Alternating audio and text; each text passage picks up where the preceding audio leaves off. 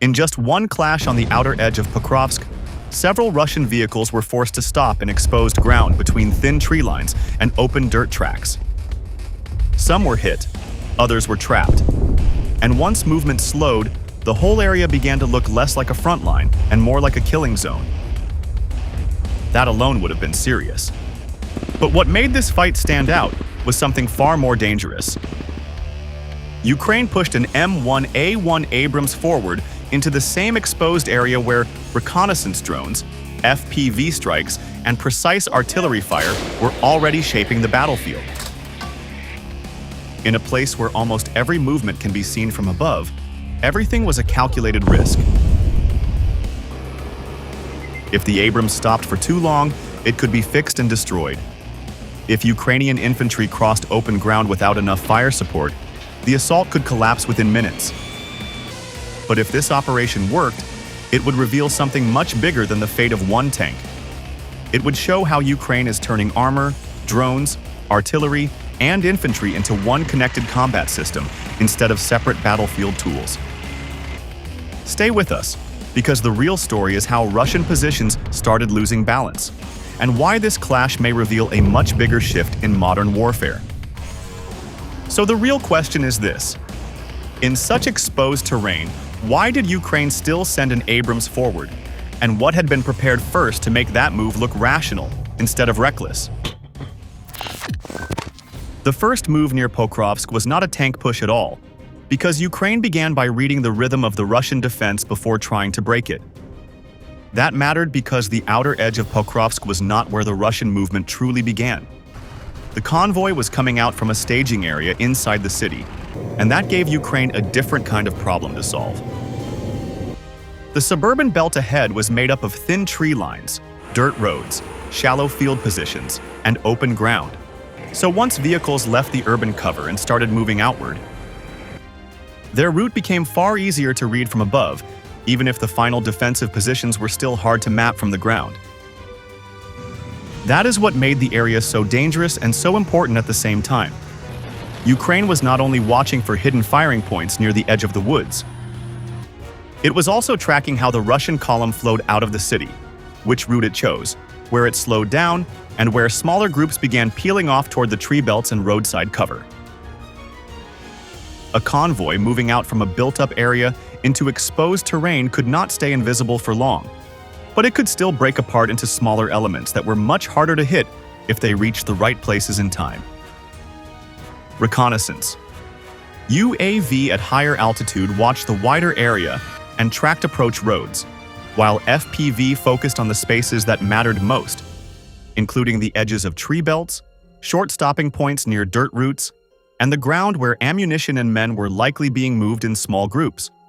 Ukraine understood that sending infantry forward too early would only feed that defense. Troops crossing open stretches without a clear picture of what was ahead could be pinned in place before the main attack even formed. This is where the real interaction between both sides began, because the Russian convoy did not move in one fixed pattern as it left the city and approached the outer edge. Some vehicles stayed in a longer line along the main dirt routes to keep speed and direction, while others began to split off in smaller groups toward tree lines and roadside cover to avoid becoming a single exposed target. That created a shifting formation where movement and dispersion happened at the same time, and that made the situation harder to read from the ground but clearer from above. Ukraine responded by focusing on how that movement changed over time, rather than looking for one single target.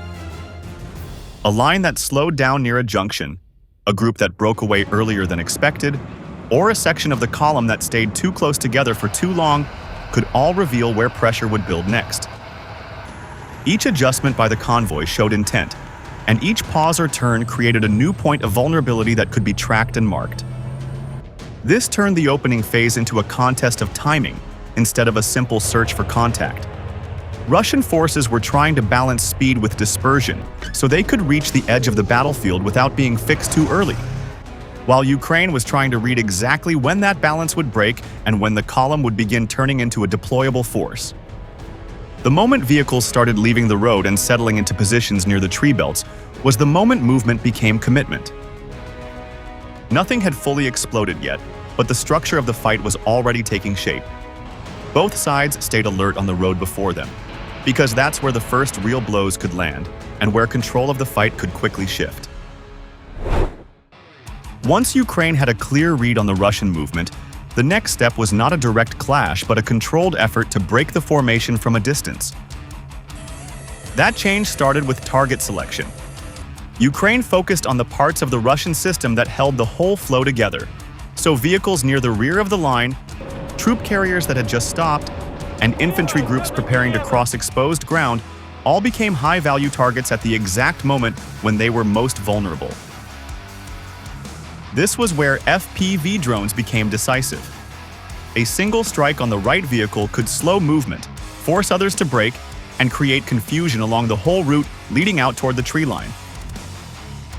Artillery then added a second layer of pressure. Instead of blanketing the entire area, Ukrainian howitzer were directed towards short staging points behind the edge of the woods, where Russian tanks and armored vehicles are bunched up. That mattered because these were not random shells falling across a map. The fire was used to make Russian units stay down, spread out, or wait longer than planned. And every extra minute of delay made it harder for the forward elements to stay connected with the forces still trying to move up behind them. The battlefield began to bend at its weakest joints. A formation that had looked active and flexible now started to feel pressure in separate places at once. And that meant the Russian side could still move in parts but could no longer move with one clean rhythm. Several Russian tanks and armored vehicles were damaged near a narrow dirt road running along the tree line.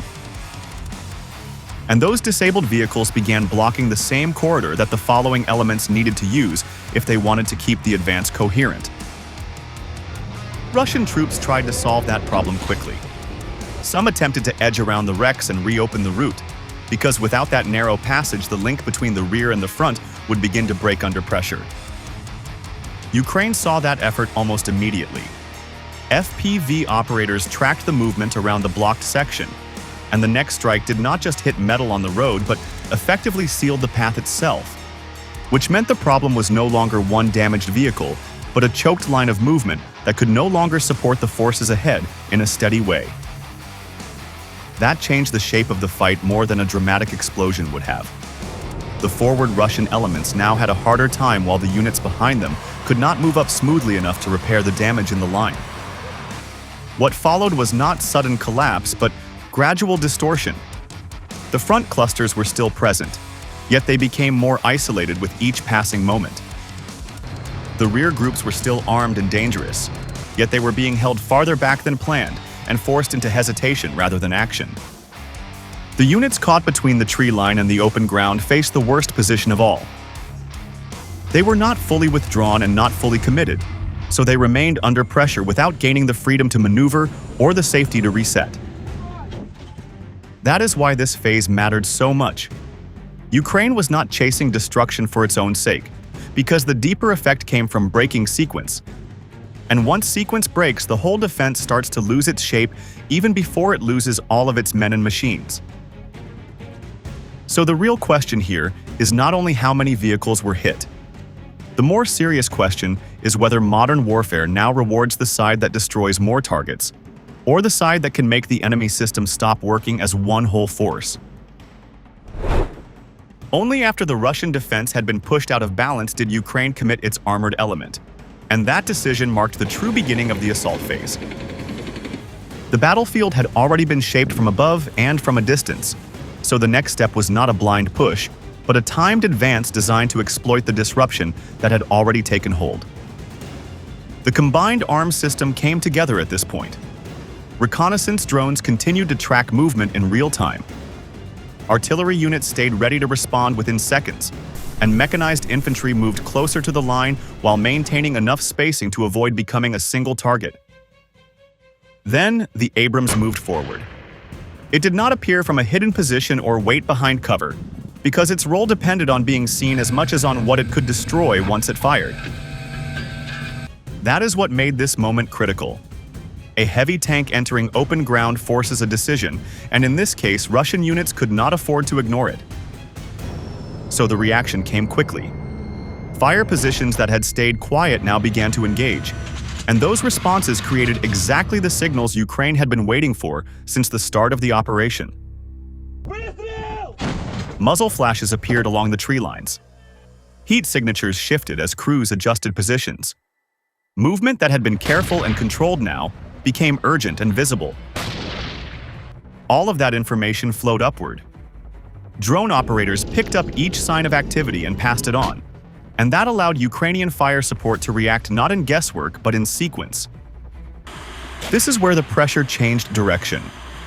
Russian forces believed they were stopping a visible threat, yet each attempt to strike the Abrams revealed more about their own positions than they intended to show. The more attention focused on the tank, the more exposure spread across the defensive line. What had been a scattered and partially hidden system now began to look connected in ways that could be targeted step by step. At the same time, the Abrams could not act freely. It had to keep moving, because remaining still even for a short moment would give Russian gunners or drone operators enough time to lock onto a fixed position. That created a narrow margin for error. The tank had to advance slowly enough to draw fire and maintain control, yet fast enough to avoid becoming a static target in a battlefield where every second of exposure could be fatal. This balance defined the entire phase. The Abrams was not leading a charge in the traditional sense, but it was forcing the fight to reveal itself, and that made it the center of attention without making it the only source of power. Behind it, Ukrainian units were already adjusting. Infantry carriers moved into better positions, artillery remained linked to live updates, and the entire system stayed ready to act on whatever the next moment exposed. For Russian forces, the situation became more complex with each passing minute. Firing at the tank felt necessary, yet every shot increased the chance of being detected and engaged in return. So the key question at this stage is not only what the Abrams achieved in terms of direct fire. The more important question is whether it functioned as a true breakthrough tool or as a calculated trigger designed to expose a hidden defense and allow the rest of the system to act. Once Russian firing points had been exposed, the nature of the fight shifted from forcing reactions to exploiting them, and this is where the Abrams began to shape the ground directly. The tank did not fire randomly across the tree line. Each shot was directed toward known pressure points, such as infantry groups behind low earth cover, teams positioned along the edge of the woods, and vehicles that had taken up short-term defensive positions along the approach routes. As long as those firing points remained active, Ukrainian troops would be cut down while crossing open ground, but once they were suppressed or destroyed, the same terrain could be used to move forward with far lower risk. That is where the sequence became clear. The Abrams fired, the impact forced defenders to drop or reposition, and that brief disruption created a window that Ukrainian infantry could use to move. But the infantry did not rush forward in large numbers. Small groups advanced in short bursts, using shallow ditches, broken lines of vegetation, and uneven ground to stay partially concealed while closing distance. Each movement depended on timing rather than speed. If they moved too early, they risked running into active fire. If they moved too late, the opportunity created by the Abrams would close, and the defenders could reset. Overhead, FPV drones maintained constant pressure. They tracked any attempt by Russian units to shift sideways, pull back toward deeper cover, or gather for a countermove. That meant the battlefield never truly settled. Even after a firing point was hit, any surviving elements had to move carefully, because the same sky that had exposed them once was still watching for the next adjustment. Russian infantry tried to regroup along the tree edges, hoping to form a new line that could slow the Ukrainian push. Those attempts rarely lasted long, because once movement resumed, drones were already in position to respond. Strikes did not need to destroy entire groups to be effective. A well-timed hit could force soldiers to scatter again, break their spacing, and remove any chance of forming a stable defense under pressure. As this continued, the Russian position began to fragment. Each pocket could still fight, but none of them could support the others in a coordinated way. That made the defense weaker with every passing minute, even if individual positions were still active. For Ukrainian forces, this was the moment when control of the ground began to change. Infantry units moved deeper along the cleared paths, secured the areas that had just been opened, and expanded their hold step by step instead of pushing too far too fast. The Abrams continued to support from the front, not by advancing recklessly, but by staying in a position where it could still strike any newly revealed threat. Its presence ensured that any attempt to re-establish strong points would be met with immediate response. This is where the real function of the tank became clear. It was not there to replace infantry or to take ground on its own, but to remove the specific obstacles that made movement across open terrain deadly. Once those obstacles were reduced, the battlefield changed character. What had been a contested approach became a usable corridor, and what had been a defensive edge began to lose its ability to hold. So the key takeaway from this phase is not about a single strike or a single advance. It is about how firepower, movement, and observation work together to turn a dangerous open area into a controlled path forward, and how that process depended on timing as much as on force. The battle did not end when Ukraine opened a path forward, because the final and most difficult stage was making sure Russia could not rebuild the line fast enough to turn that gain into a new contested zone. In terrain like the outer edge of Pokrovsk, a position is never truly secure the moment it is reached, because a reserve force moving up at the right time can reopen the fight and force both sides back into another cycle of close pressure. That is why Ukraine did not treat the newly cleared space as a finish line. The focus shifted immediately from breaking the first layer of resistance to preventing any organized recovery behind it. FPV drones were pushed deeper to watch the space behind the damaged forward positions. Their task was no longer just to support movement at the front, but to search for the signs that usually appear when a defense tries to pull itself back together. Those signs were not hard to recognize once the pattern became familiar. Small groups began gathering near surviving cover. Damaged vehicles were examined as possible shields, and some elements tried to change their direction of approach so they could bypass the blocked routes and reach the line from a different angle. Ukraine answered that effort with precision instead of volume. Artillery and attack drones were not sent across the whole rear area, because the aim was to cut the exact points where regrouping could turn into a real countermove. That meant striking clusters that were trying to form again, pressuring vehicles that shifted toward alternative approach lanes, and attacking any attempt to reopen the corridor that had already been choked earlier in the fight. Each intervention was designed to keep Russian forces busy, reacting instead of letting them restore momentum. The Abrams also changed role in this phase. Now, it became the front anchor that kept that pressure alive and denied Russia the confidence to move back across open ground. Its continued presence mattered because any new firing point that appeared still risked being struck quickly. As long as the tank remained active on the main axis and ready to engage, Russian troops had to assume that any exposed effort to retake ground could be punished before it fully developed. That created a hard ceiling on what the Russian could attempt. A coherent push to restore the line became much harder when the front stayed under direct threat and the rear stayed under observation. At the same time, Ukrainian infantry did not rush deep into uncertain ground. They expanded control layer by layer, using the newly opened corridor as a zone to secure, widen, and connect to the following elements. So the troops at the front focused on turning a temporary opening into a usable area. They strengthened their hold on the approaches they had just crossed, extended into nearby cover, and made sure the next wave could move up without being trapped in the same exposed lanes that had been so dangerous earlier. This is the point where the full meaning of the clash became visible.